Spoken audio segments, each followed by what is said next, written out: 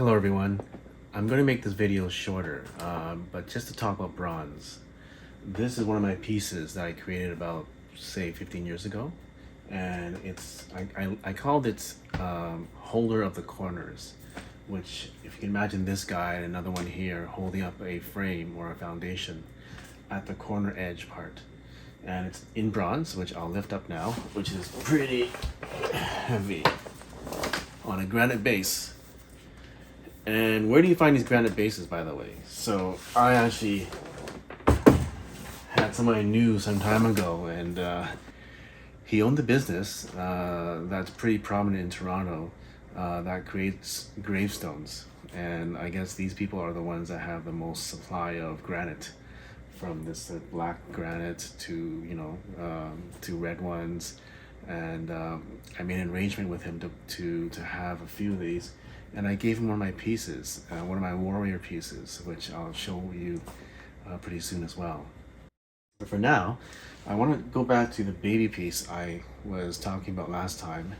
And it is now on my site and part of my Mother and Child series and the Baby in a Blanket.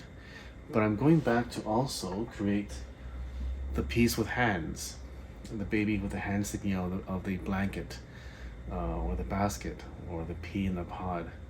So look forward to that.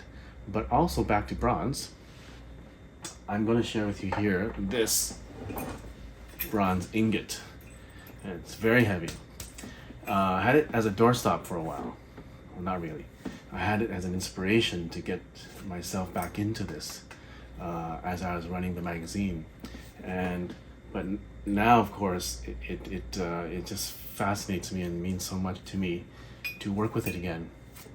So bronze, I think, we had the Copper Age around 5,000 years ago, and I think the first place that copper was discovered or smelted was in Serbia, was in Rudnik Mountains, I believe. I do have some Serbian friends which will remind me on how to pronounce that, if you can. Thank you.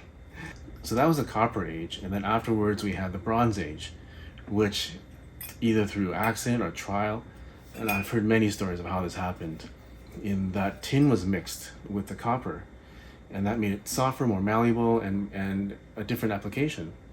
So then we hit the Bronze Age, and that made so much new items, as in from weapons to, especially in the art world, to sculptures, such as the ones from Rodin, who used bronze a lot and inspired my career, actually.